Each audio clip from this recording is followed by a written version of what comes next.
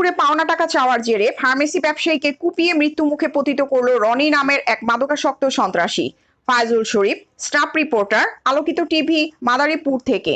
মাদারীপুর সদরের মডেল থানার সামনের শহরের কুলপদ্দি নিবাসী মরহুম ইকবাল খন্দকারের জ্যেষ্ঠ পুত্র মেরসাস খন্দকার ফার্মেসি স্বত্বাধিকারী মোহাম্মদ আসাদ খন্দকার দীর্ঘদিন যাবৎ ফার্মেসি ব্যবসা করে আসছেন।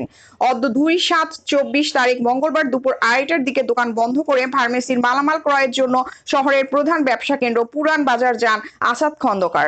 সেখানে তার সাথে দেখা হয় মাদারীপুর শহরের উপকণ্ঠে অবস্থিত রাস্তি ইউনিয়নের রনির সাথে। রনির কাছে আসাদ খন্দকার টাকা পান। সেই টাকা চাইতে গেলে মাদকাসক্ত রনির সাথে কথা কাটাকাটি হয় এবং এক পর্যায়ে উত্তেজিত হয়ে রনি ধারালো অস্ত্র দিয়ে পাওনাদার আসাদ খন্দকারকে বুক বরাবর কোপ মারে। প্রথমে হাত দিয়ে ফেরালে এতে তার হাত মারাত্মক জখম হয় এবং বাঁচার জন্য চিৎকার করতে থাকেন। পরবর্তীতে রনি উপর্যুপরি আরো কয়েকটি কোপ মারে এবং একটি কোপ তার বুক ভেদ করে বুকের গভীরে চলে যায়। তৎক্ষণাৎ আক্রান্ত আসাদ খন্দকার মাটিতে লুটিয়ে পড়ে জ্ঞান হারিয়ে ফেলেন।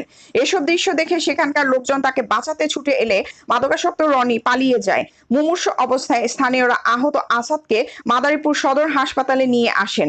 কর্তব্যরত চিকিৎসক সাথে সাথে তাকে প্রাথমিক চিকিৎসা দেন, কিন্তু ততক্ষণে তার অবস্থা মারাত্মক অবনতি হলে কর্তব্যরত চিকিৎসকরা তাকে দ্রুত ফরিদপুর প্রেরণ করেন। শেষ খবর পাওয়া পর্যন্ত তাকে ফরিদপুর মেডিকেলে ভর্তি করা হয়েছে। এ প্রসঙ্গে মুঠোফোনে তার আপন ভাই আমিনুল খন্দকারের কাছে জানতে চাইলে তিনি জানান, আমার ভাইয়ের অবস্থা খুবই খারাপ, আগে তার চিকিৎসা হোক, পরে আইনগত ব্যবস্থা নেওয়া হবে। মাদারীপুর সদর থানার ভারপ্রাপ্ত কর্মী ওসি মোহাম্মদ সালাহ উদ্দিন এর কাছে এ ব্যাপারে জানতে চাইলে তিনি জানান, উদ্ভূত ঘটনার প্রেক্ষিতে আমাদের পুলিশ ফোর্স হাসপাতাল ও ঘটনাস্থল ইতিমধ্যে পরিদর্শন করেছেন। অভিযুক্তকে গ্রেপ্তারের চেষ্টা চলছে। প্রিয়াঙ্কা মল্লিক, আলোকিত টিভি, ঢাকা।